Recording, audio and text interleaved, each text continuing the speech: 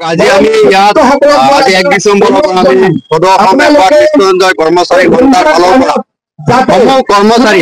সামগ্ৰিকভাৱে অসমত কৰ্মবিৰতি আমি ঘোষণা কৰিছিলো আৰু এই ঘোষণা আমি যোৱা 15-20 দিন আগতে আপোনালোকৰ মাধ্যমে আমি বিভিন্নবাৰ জনাইছো বা আমি মেমৰেণ্ডাম আকাৰে এই কথাটো আমি এমডি মহোদয় বা অসম চৰকাৰক আমি জনাইছো যে আমাৰ যিখিনি ন্যূনতম দাবী আছিলে সাধাৰণ যি ন্যূনতম দাবীখিনি আছিলে সেই দাবীখিনি যদি সমস্যাখিনি যদি সমাধান নহয় যে আগন্তুক 1 ডিচেম্বৰ মানে আজিৰ পৰা আমি কৰ্মবিৰতিত যাম বুলি আমি ঘোষণা কৰিছো আৰু তাতে উল্লেখ কৰিছিলো আমাৰ একেবাৰে যদি ন্যূনতম সাধাৰণ দাবীখিনি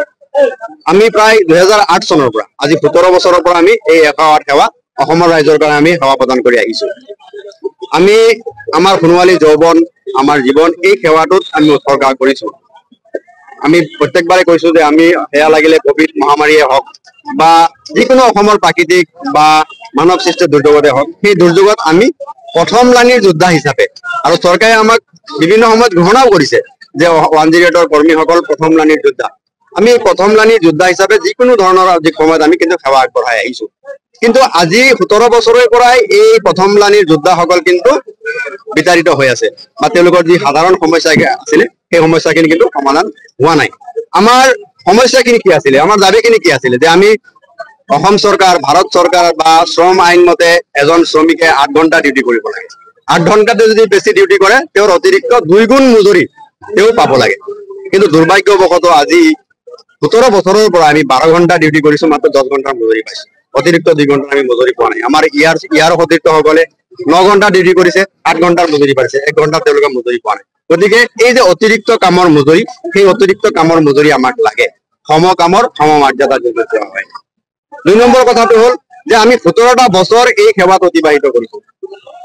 এই যে আমি যৌৱন সোণোৱালী যৌৱন এই সেৱাটো দিলো এই 17টা বছৰ যে অসমৰ ৰাইজৰ কাৰণে উৎসৰ্গা কৰিলো আমাৰ এই 3000 খিলঞ্জীয়া অসমীয়া কৰ্মচাৰীসকলক ব্যক্তিগত খণ্ডৰ পৰা ওলাই আনি আমাক চৰকাৰীকৰণ কৰিব লাগে আৰু লগে লগে চৰকাৰী যি খা সুবিধা আমি বিভিন্ন অসম চৰকাৰৰ বিভিন্ন কৰ্মচাৰীসকলে পায় যেনেকে সেউজ গড়ে হওক আপোন গড়ে হওক বা বেংকৰ ঋণৰ পৰা আদি কৰি বীমাই হওক এই ধৰণৰ যি চৰকাৰী আঁচনি আছে সেই আঁচনিখিনিত আমাক অন্তৰ্ভুক্ত কৰিব লাগে আৰু আমি বছৰি যি বনাছৰ ব্যৱস্থা আমি কিন্তু কোনো ধৰণৰ কোনো বছৰ বছৰি বনাছ আমি নাপাওঁ সেই বছৰি বনাছ আমি পাব লাগে আমি ঈদ বিহু পূজা আমি যিকোনো ধৰণৰ উৎসৱত